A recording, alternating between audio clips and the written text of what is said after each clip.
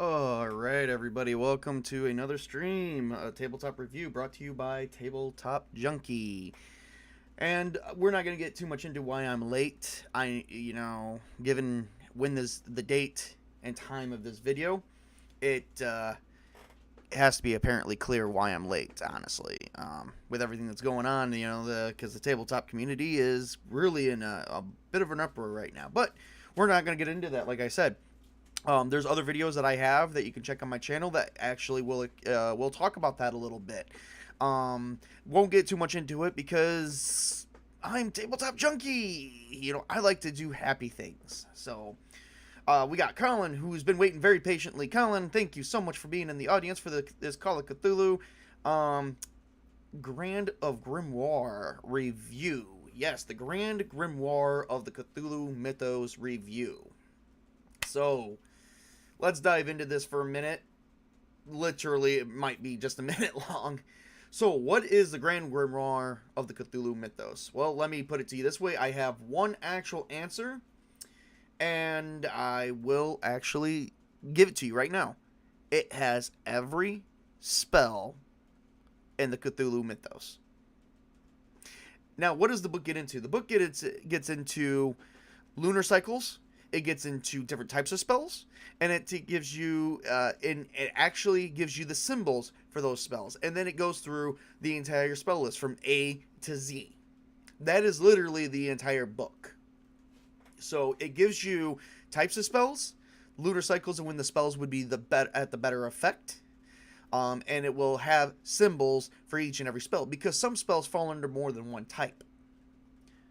But it's not like there's like two categories of types. It's literally there is one category of types, but one spell maybe do different types, like a binding spell to a specific plane. Because to travel to planeswalk to another realm is a type of spell, whereas to binding them to that particular plane might be that type of spell plus the binding type of spell, because there's binding, there's different.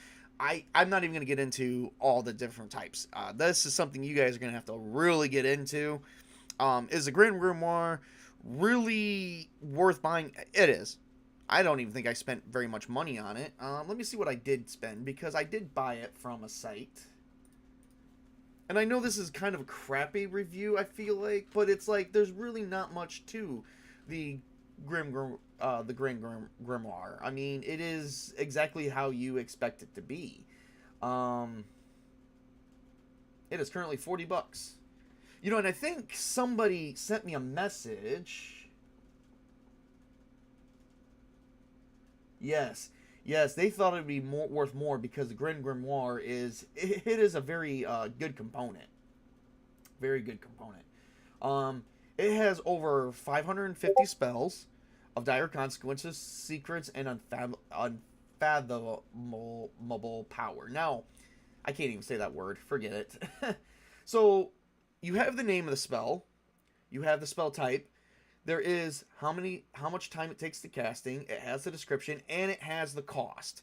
And a lot of spells has more than one cost. The first cost is how many magic points does it take to cast a spell one time? And how many magic points does it take to maintain the spell?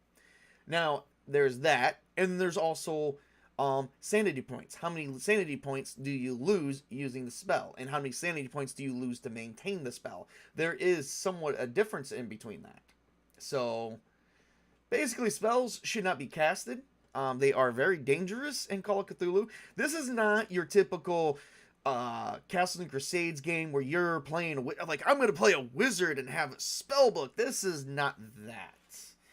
This is a very dangerous thing. This is costly too. I mean, think about it. Okay, so cost can be anywhere from 1 to 5 magic points, if not above.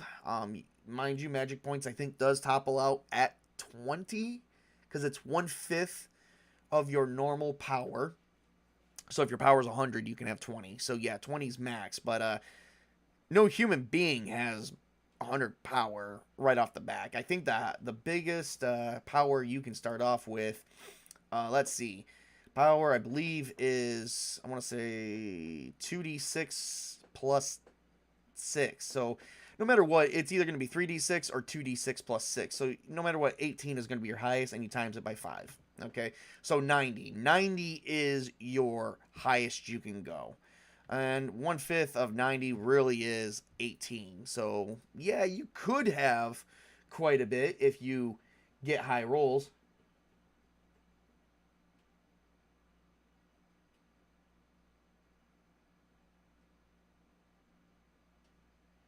Sorry, I just saw something. I didn't mean to pause for a minute. So I mean, you could get it, but I mean, getting high rolls like that is getting 666 across the board is kind of difficult. How much would the PC actually use magic depending on the character, of course? Well, first off, you can't start off with using magic right away. No character can unless the GM allows it. But in order to do that, you have to be able to study spells. And that means you had to have a book on you prior before gaming. Now, here's the problem with using tomes or knowing magic is that falls under your Cthulhu Mythos skill. And I think I mentioned in previous review streams that if you have any points in your Cthulhu Mythos stream, or Cthulhu Mythos stream, Cthulhu Mythos skill, you lose maximum sanity. So, every character has the ability to have 99 sanity. That's the highest you can go.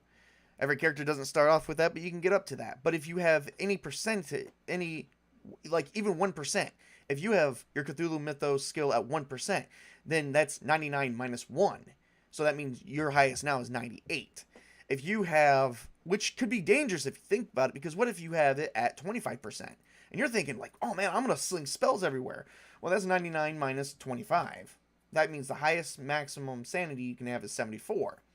Now, you're like, okay, well, this doesn't really make it sound dangerous. Well, here's where it's dangerous. Every spell, to some degree or another, has a sanity cost. Even if you're the one casting it. That sanity cost of someone witnessing you casting it may be half the cost of what you pay. For instance, an example is, I just had an example up. Let me see if I can pull it back up again. I definitely want to pull it back up. Okay, and this is all honestly, some of this stuff is honestly dependent on the GM, on the keeper. So take it you want to bind a Shoggoth. Okay, so that's even dangerous.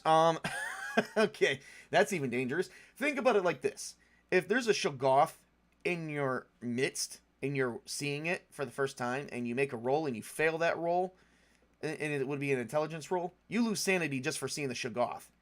For seeing someone cast Bind Shoggoth and seeing this great magical binding spell, maybe half the sanity points that the character has to sacrifice. Now, the spellcaster has to sacrifice 1d8 sanity points. They get to roll. So if they get an 8, guess what? They get a 1. Guess what? You still get half of that rounded up to the nearest 1. So if they get an 8, the keeper can say, well, you lose 4 on top of what it takes to witness the Shoggoth. And then if you fail, there you go, witnessing the Shoggoth. There's even creatures, like, I don't know if Shoggoth is one of them. I can actually find out real quick. Let me see here. There are creatures in Call of Cthulhu where if you witness a creature and you still succeed on an intelligence roll, you still lose sanity. There are creatures like if you do succeed, then it's 0. And then there is creatures where if you don't succeed and they do have a minimum of at least 1, it's usually something like 1d6 or 1d8. Usually it's like 0, 1d6, like succession to failure rate. If you succeed, it's 0. If you fail, it's 1d6. And then if it goes up 1, it's like 1d8. So, it's bad if you fail. And it's bad if you lose like 3 sanity points, because then you're rolling a d12 if you fail versus succeeding, just losing a straight up. And there's even some cases where there's some creatures where if you succeed, you still got to roll a 1d6 to lose sanity. And then if you fail, you're rolling like 2d6 or 1d12 or 2d12. It gets kind of crappy. There's nothing wrong with low sanity. Blah, blah, blah, blah, blah. Yeah. Creatures are, so spells are very, very dangerous in Call of Cthulhu. They are not to be used wisely. Now, there's also another problem. There's another problem. What happened? Can you cast spells after you run out of magic points? Yeah, at the expense of your HP. So, say you have 3 magic points and you needed to cast Bind Shoggoth for 5. You can still cast it. You just lose your 3 magic points, and then, let's say you have like 13 HP, you lose 2 HP off of it. So it taps into your life force. So that's the thing about magic. It actually is binded to your life force. So if you use all your magic points, and you still need 2 more magic points to make the spell work, then you tap into your life force and you sacrifice 2 HP. If you have no magic points and you need 5 magic points, then you lose 5 HP. So, yeah. Very, very dangerous. Now, the binding spell remains only for 5 rounds per 5 magic points invested by a caster. So, if you only need 5 and you need to last at least 10 rounds to do whatever it is you're doing, then that's going to be 5 magic points that you do have plus 5 more HP. And then if you die from it, then you're dead. And the creature's released. Modern day Cthulhu. I think my character will interact with world via a computer game. Oh, that's a good joke. So, yeah. As you guys can tell, I don't know how much more I can point out that spells are dangerous. And they're very, very terrible. They're very, very terrible. So, yeah. Well, I think that's everything that covers the Grand Grimoire. I discovered magic types. Oh, I didn't cover something. So not only is there like magic types, spells A to Z, and spells that are affected by certain lunar cycles, there's also time of day, and there's also dates, such as Sunday, when at a full moon. On this full moon on a Sunday, this spell will be at its best, and will have this effect on it. There is time of day, such as morning, noon, night, evening, or morning, noon, night. We'll just go with that. There's probably more. There's probably like 6 or 8 of them. Like morning, late morning, afternoon, late noon, early evening, late evening, nighttime, whatever. Dawn, dusk, twilight. I think there's all that in there. There's all these charts. So you do have time of day, specific day, time of day, specific day, specific lunar cycles, and spell types and spells A to Z. And like I said, there's over 550. The book is quite big. I mean, it's not big. Not like investigator handbook big, but regular size big. So, yeah. I'm trying to remember. Magic points come back, don't they? Is current sanity loss at least partly temporary, regainable up to your max? Okay, so, losing sanity points is temporary, but you still have to seek. There has to be enough time from the time you end one adventure to start another adventure to seek help. And the help comes in either weekly or monthly. So if you go for short-term help, counseling, you only recover maybe 1 d6 points. And then if you go for help long term, which is like up to 1 month, you gain like 1d8 back or something like that, or 2d6s. And also, mind you, every 5 sanity points that you lose, you do gain a phobia that you have to deal with, and that doesn't go away. It goes away after a month or so. That takes a couple months. That actually takes a month to, I would say, 30 to 90 days to get rid of. That is also covered in the Keeper's Rulebook. We did cover that in another stream. Magic points come back after 8 hours of rest or more, I think. And then HP does not come back until you receive a daily treatment to a weekly treatment. And then if you do first aid, you can only do 1 first aid per scene, or per 1 day in game time, and you only gain back 1 HP at a time for first aid succession. So, yeah. Spells are dangerous, guys. Don't cast them. Hell, in the Cthulhu Mythos, we have more that, if you're playing in the realm of Call of Cthulhu, you have a lot more to worry about than just drugs. Spells. They're worse than drugs. I hate to say it like that, but it's true. Can you regain lost max sanity? And no. If the only no once you so if you lose max sanity because you have Cthulhu Mythos, you cannot regain it. That does not come back. That is permanent damage. So if you have 25% Cthulhu Mythos, 74 max sanity is the max you'll get at until your character goes completely insane or dies in the realm of Call of Cthulhu. So no, you cannot regain lost max sanity. You can only lose. You can only regain current max sanity, and then any max sanity lost is gone. So if your max is 74 because you have Cthulhu Mythos, it's gone. And it seems a good therapist would be an asset to a party. Yeah, but how long until that therapist gets eaten by a creature because the GM is tired of you going to it? So, and like I said, it also depends on how fast you accumulate manias and phobias and how quickly you go insane. So, let me tell you something. I've already have characters.